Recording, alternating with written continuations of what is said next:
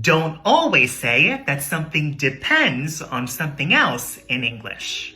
There are several other advanced phrases that natives use to say this, and here are just a couple of them. First, if we're talking about something important, we can say that it's riding on something else, which means that this thing's success, failure, or overall outcome depends on it.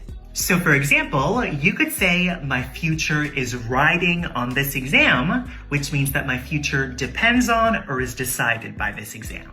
Next, this is the hinge of a door, but we can also say that one thing hinges on another thing.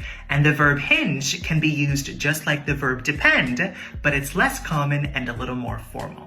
For example, whether or not I go to the party hinges on how much work I can get done today.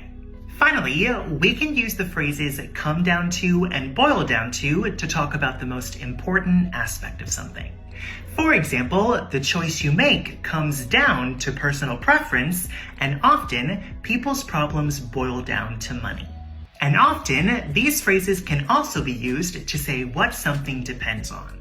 For example, whether or not we go comes down to the weather, and it all boils down to how much effort you're willing to put in. Now practice using these phrases instead of depend on in the comments below.